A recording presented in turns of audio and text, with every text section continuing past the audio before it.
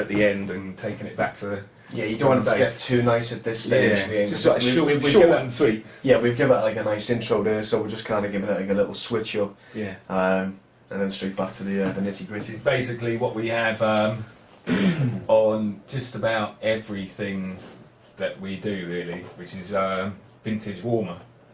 And the way we'll generally have that set up is we'll make sure our main mix level without the vintage warmer is somewhere around 0. You don't want to be smashing it too hard, but peaking around 0. Doesn't matter too much if you go over a bit, or but in that sort of ballpark. And then we'll just get vintage warmer. We'll tend to just have it on its default setting that it loads up.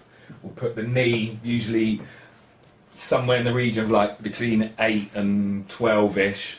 If you put it much higher than that, it starts to sound a bit horrible, and we'll adjust the drive to taste basically. But usually it's going to be, I mean, on this one it's 4.2 dBs probably. That's at the high end of where it'd usually be. Probably be like a couple, because it depends what level you're driving into it. I think it's important to say as well that with the PSP Vintage Warmer and any other plugins that you use on a master bus, it's not to stick it on too early in the track. You've got to get all your elements sitting right together in a natural way. Do you know what I mean? And then use this sort of thing as the icing on the cake. Yeah, I don't know. I've got a slightly different view on that. Yeah, I know you have. Yeah, but I mean, yeah. I mean, the thing is, like, everyone's got their own opinion on these things. Some people don't even. Some people, say you should not use anything on your master bus at all, don't they?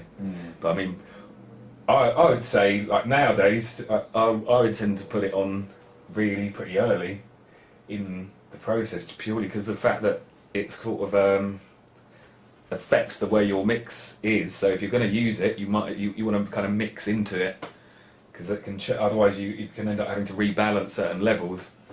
Yeah, with me, I just kind of stick it on a bit later on, and get, as I said before, getting everything sounding good before I use something on the master.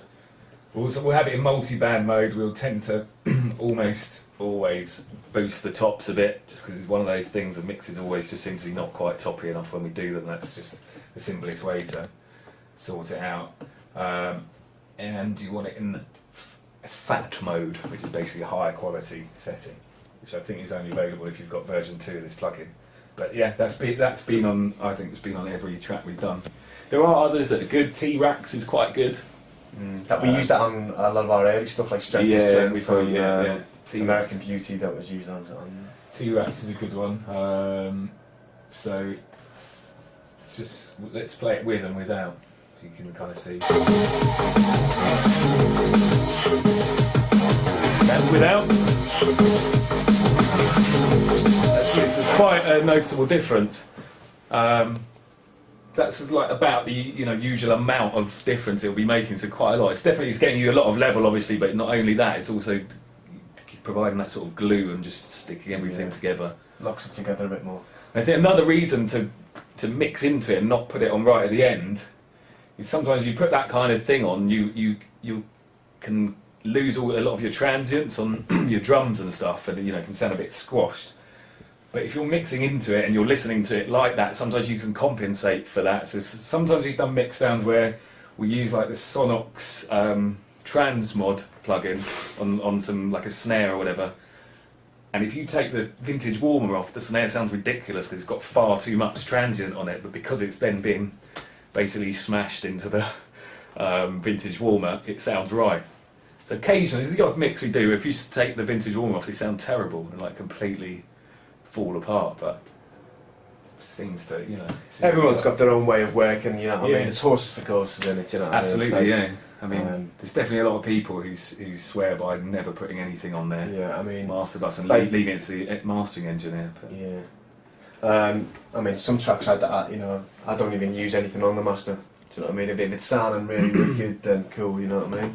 And what people tend to do is, if they don't use anything on the master, they'll do it in another session once they've bounced the track and maybe add a bit more processing then, but maybe using like an ozone mastering plugin, which is really good. Maybe add a bit more EQ if it needs it or something, So we're Matrix and Future Band, and this has been our computer music tutorial. I hope it's been handy.